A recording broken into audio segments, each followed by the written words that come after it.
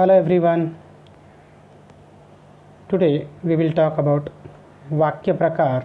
It means types of sentence. अर्थपूर्ण शब्दरचनेला वाक्य असे म्हणतात. उदाहरणार्थ, कमलचे अक्षर फार सुंदर आहे. या शब्दरचनेतून आपल्याला निश्चित असा अर्थबोध होतो, म्हणून या रचनेला वाक्य असे म्हणता येईल.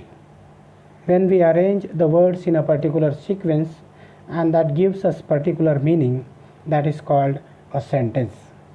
परंतु अक्षर, कमल, सुंदर, फार या शब्दरचनेला वाक्य असे म्हणता येणार नाही, कारण इथे कोणताही अर्थबोध होत नाही. Here we are not getting any kind of meaning, so that it is not called a sentence. आपल्या मनातील विचार किंवा भावना आपण विविध प्रकारे व्यक्त करतो. यावरून वाक्याचे प्रकार पडतात. When we express ourselves different way, accordingly there are different types of sentences.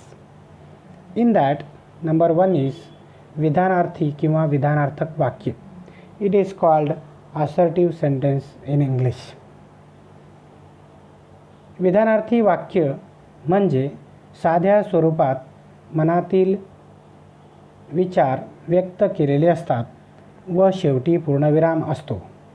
In this sentence, when simply we express ourselves and at the end of the sentence you will get full stop. उदाहरणार्थ, मी शिरीषकडे पाहिले. अखेर मुहूर्ताचा दिवस जाहीर झाला.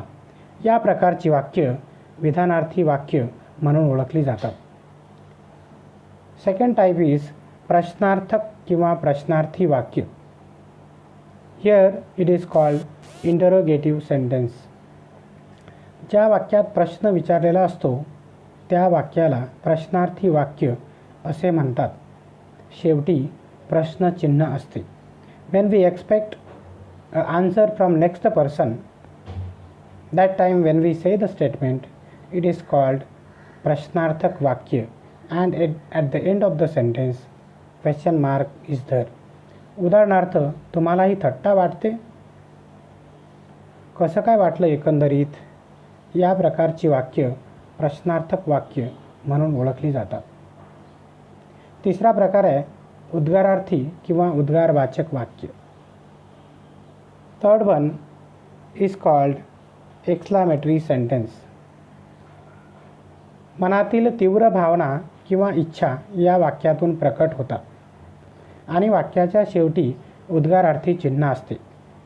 Wien suddenly we express ourself, whether it is sadness, whether it is happiness, that time it is called उद्गारार्थी वाक्य, exclamatory sentence, and at the end of the sentence you will get exclamatory mark there. उदाहरणार्थ, वा, उत्कृष्ट.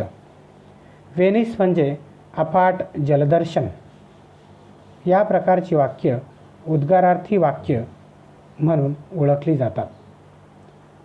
Fourth one, आज्ञार्थी किंवा आज्ञार्थक वाक्य. Imperative sentence. या वाक्यात आज्ञा, विनंती, प्रार्थना, आशीर्वाद, हुकूम किंवा इच्छा व्यक्त केलेली असते. This type of sentences are request, prayer, order, and etc. When we express this way, that time it is called आज्ञार्थी किंवा आज्ञार्थक वाक्य. उदाहरणार्थ, मला आज कार्यक्रम द्या, राजू शाळेत जा. या प्रकारची वाक्य आज्ञार्थक वाक्य असतात.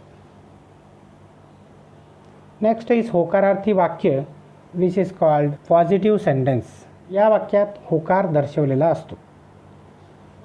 उदाहरणार्थ, जीवाचे कान करून नाना ऐकत होते, रस्ता एकेरी होता.